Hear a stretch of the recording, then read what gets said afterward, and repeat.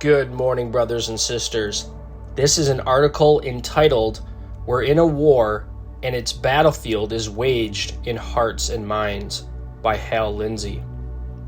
War. It's one of those words that carries a built-in emotional wallop. It can raise feelings of patriotic pride and of a dark dread at the same time. Other than terrorist attacks, America has been spared from fighting on its own soil for a long time.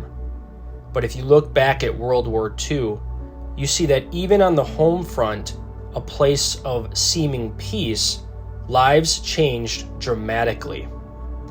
Car manufacturing plants were converted into plants for making the machines of war. New cars could wait, but to keep old Bessie running, you might want some new tires. Sorry, the war needed rubber, so tires became impossible to buy for most citizens. Food was rationed. Millions planted victory gardens. Lots of restaurants removed meat from their menus entirely. Change and sacrifice are two of the main hallmarks of a winning war effort. If you read the Bible, you already know that we are in the midst of a war right now, a spiritual war. If you watch or read the news, or if you get out of the house, you know that a war has risen to a fever pitch. Like it or not, we live in a war zone. Bombs of deceit, violence, and rage explode all around us.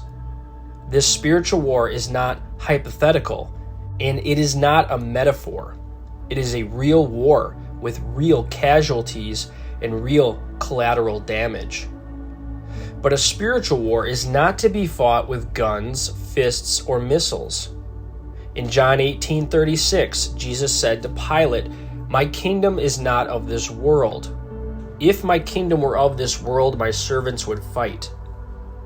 2 Corinthians 10:4-5 says, "For the weapons of our warfare are not carnal, but mighty in God for pulling down strongholds, casting down arguments and every high thing that exalts itself against the knowledge of God, bringing every thought into captivity to the obedience of Christ." The battlefields of this war are the hearts and minds of human beings everywhere, including our own. Battles rage around us and in us. We need to cast down those things within ourselves that exalt themselves against the knowledge of God. Make every thought captive to the obedience of Christ. Don't be surprised when the war brings hardship. 2 Timothy 2:3 says, "You therefore must endure hardship as a good soldier of Jesus Christ." War is not easy. 1 Peter 4:12-13 says, "Beloved, do not think it strange concerning the fiery trial which is to try you, as though some strange thing happened to you. But rejoice to the extent that you partake of Christ's sufferings, that when his glory is revealed, you may also be glad with exceeding joy." In the midst of the battles, even with painful wounds and sacrifice, the joy of the Lord can be your strength. Stay close to him. Enjoy sweet fellowship with him. Sometimes that will include what Philippians 3:10 calls the fellowship of his sufferings. No one wants to suffer, but suffering in fellowship with him is sweeter than the grandest party with anyone else. So far in this country, our sacrifices have been mostly financial. Typically, that has meant giving to the cause of Christ. Compared to the suffering of many Christians around the world, that's small.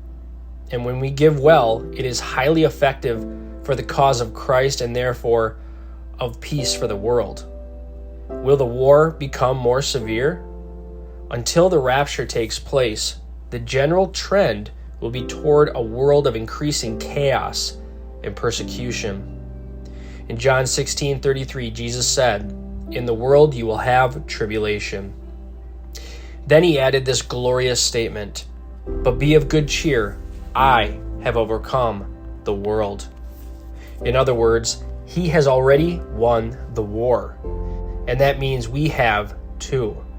So be of good cheer. Maranatha.